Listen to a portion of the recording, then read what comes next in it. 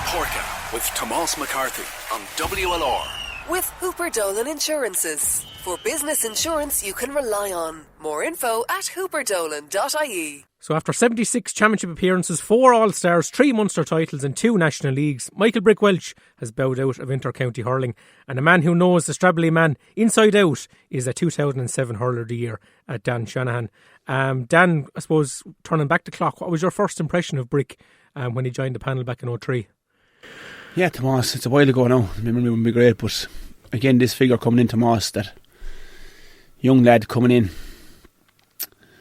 enthusiastic, hard working, coming from Stradbally, probably not much hurling, but I have to give credit to Justin for bringing him into the setup, and I don't think we've ever, Justin has had a lot of control and vision of good hurlers in Waterford when he started, Tomás, and I think a lot of us hurlers know Justin a lot because he brought us all into it at some stage from 2002 when he came in, but he brought the Brick in 3, and I don't think we ever looked back since, the hunger he showed and the willingness to get better.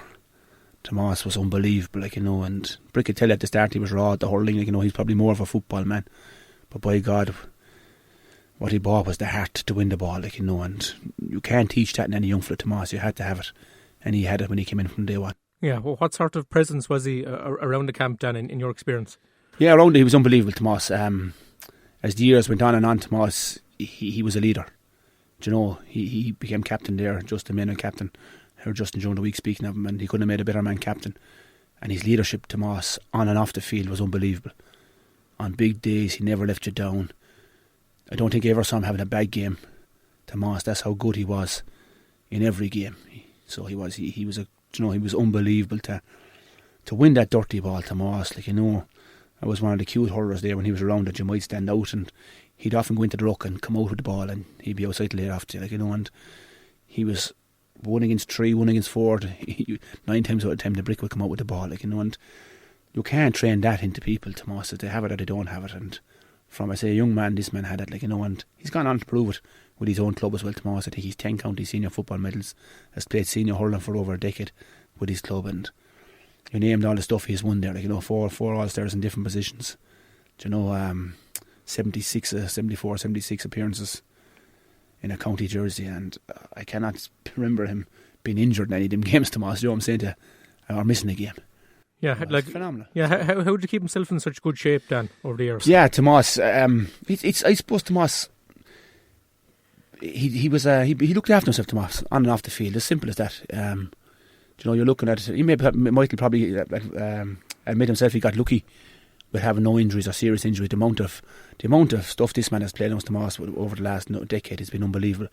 His club have been in the knockout stages of the football going into October, November. Pack it up then for a month, and who would come back with January? And we often said to him when I got into the selection side with Derek, take a month off Michael there and take it. No way. He wanted to go back straight away, and that wasn't his way to take a month off. He wanted to go back and do it from the start and be in from the start, and train like everyone else. The dedication he has showed is unbelievable. I couldn't speak highly of him, Tomás. To be here talking about him is an honour for myself, but I have played with him and I've coached him, and I don't think I've ever coached a better man that wanted to get better and better at every training session. Yeah, as we all know, Dan, he did most of his talking on the field, but were there occasions where you kind of rallied the troops in the dressing room before a match or at half time from your own memory? Oh, definitely, Tomás, yeah. There was plenty of occasions where Michael would have stood, not really stood up in the dressing room, Tomás, but he would have got his point across to the players a number of times in his own way. Whether it was maybe 2-minute talk, it was never going on nothing too serious. He just got his point across, and when he opened his mouth, the lads listened. That's the respect he had in the dressing room, and when you have that respect and admiration from your fellow teammates and your fellow players, and respect from your other players in opposite counties as well. When he spoke for Waterford, lads listened. He was a fantastic speaker. The little bit he did, but he brought his leadership to the field. And I yet to see him rarely, maybe once, maybe twice, having a very bad game for Waterford. Apart from that, he gave it everything. And when he played poorly, just once or twice, he always gave it everything he had, Tomás. And look, as I said, he's a massive loss to Waterford GA. So he's an unbelievable loss, and there's only when he's gone, the fellas have known that you'll be missed, and to replace him, you can't never replace Michael Welch, because he's just a leader, and leaders are hard to get. Was he a very positive influence on the young players as well, and that were new to the Waterford panel? Yeah, he was brilliant, Tomas, with the younger lads. But we were lucky enough to have trips away and stuff like that, like, you know, maybe before a while and before big championship games in the last number of years, and he'd always want the room with a younger lad to be in the room with him. We never put Michael, he never came to us and asked to be with a younger lad, but we just mixed it up there, Tomas, and he'd bring younger lads to training there in the car if they go or into town maybe for downtime. They'd go in the car, 3 or 4 of them, and off they go, like, you know. And he was brilliant with the lads, the way he adapted, I suppose, Tomas, from being with the older lads and coming down into with the younger lads that came through the All-Irelands and 21s, minors and 21s, and the way they looked up to him. It was unbelievable. Like, you know, this is just a gift that he had, like, you know, and a gift that I saw as a player with him and as a coach training him, that the way he looked after everyone that he could, and himself was a credit himself. And do any particular games or moments stand out, Dan, when you look back at his 17-year career with Waterford? There's plenty, Tomas. I could be here all night talking about his 17-year career with Waterford, but I suppose we was it 2 years ago, the thing of the game against Limerick in Limerick, against Tipperary in Limerick, where we were stuck for numbers, and I suppose we asked Brick to go back wing back. He'd been soldiering up in today Austin's goal, but it should have been a goal, and wasn't that. We played on wing back, and it wasn't a blink out of him. Tomas, he came from, like, he was used to playing in the backs, and we were caught for defenders with injuries and suspensions after the Clare game, and he stood into wing back and had an outstanding game that day. Like, you know, you could play him anywhere. The one place he hasn't played is, I suppose, in goal, and I bet you he'll do that in his lifetime in 10 years' time, and he's still playing for Stradbally. He'll probably play in goal. But no, he was a fantastic leader, Tomas, as I said, and there were so many games that he stood out, and Tomas was phenomenal, like, you know. And I've got a few goals in my career, but I guarantee you, and he had a lot to do with them. And one stands out was the Limerick game in 0-7, crossfield ball for my second goal. It was the Brick put it in there, like, you know. And you know, he was that team player. He knew where the danger was, and he didn't give a hoot who scored, Tomas, or whether he scored or anyone scored. The man got the ball in the best position, and Waterford won. That's all he cared about. And no, that's unbelievable to say now, that Tomas. I heard other lads talking during yesterday in your programme with Damien Tiernan, and I have to say every word that other people and players, ex-players and ex-countrymen have said, I have to agree with it. He was a phenomenal man. Lovely words, Dan. Thanks a million for dropping in today. Look back on the career of Michael Brick Walsh. Thanks very much, Tomas. Pleasure. Son coming out here, Dowell into the corner to Jake on the Cusick stand side there, trying to get around his marker 20 metres out, trying to find the ball in to Shane Bennett. Flick away by Shane down into the far corner. Davin stand side. The Ballysagart man is going forward. He's been pushed, he's been harried. Ball a chance for Rick, takes a shot. Oh, it's a goal! What a goal by Brick Walsh! Set up by the youngest on the team and give it to the old man himself. What a start for the Stradbally man. Full credit to Bennett. What a finish by the Brick. Back at the net. What a goal. What a start. We are blue and white. We are WLR. So delighted to be joined on the line now by two-time All-Ireland winner with Offaly and Sunday game analyst Michael Duignan to look back on the career of Michael Walsh. And Michael, why do you think he is so highly regarded not only in Waterford but right across the country? First of all, he was just a brilliant player. You know, I think maybe underestimated a little bit, maybe in the early days, but I think he grew in stature, and people, you know, the simplicity of his game maybe caused people to underestimate him, if you know what I mean. In the early days, you know, to get the ball, he laid off to the man in a better position, and you know, that was really what his game was based on. I thought top class decision making. But I think over time people realised, look, from centre back to midfield to wing forward, centre forward, just a selfless player, and I think he was just also such a sporting player. He was physically very strong. You know, and he just never seemed to be involved in any controversy. He just got on with it, and obviously then people were also aware of his prowess as well. And I think just over time, and he forged out his own unique place, I think, in the GA, and will go down as one of the greats. And I suppose a nickname then as well. You know, he was just known as Brick. There's not too many lads that have played over the years that just, you know, they're recognised by a nickname or their first name or whatever. So I just thought a fantastic player and a fantastic role model, and really, you know, when you talk about team, I suppose he probably epitomised the ultimate team player better than most. You know, I think so. I suppose that's I suppose the biggest praise they could give him. Yeah, and look, how are his main qualities as a hurler, Michael, in your view? Like, you watched him on so many occasions from the commentary box with RT. I think his ball winning was fantastic. His ability to play in so many different roles, as I said earlier, his use of the ball, and like the brick flick as it became known after her, which I suppose when you're coaching teams you wouldn't be necessarily telling lads to play the ball, you'd be said to use your hand pass, which he did as well, but he was just able to use his left arm to maybe hold off a lad, drop the ball and flick it with the hurl.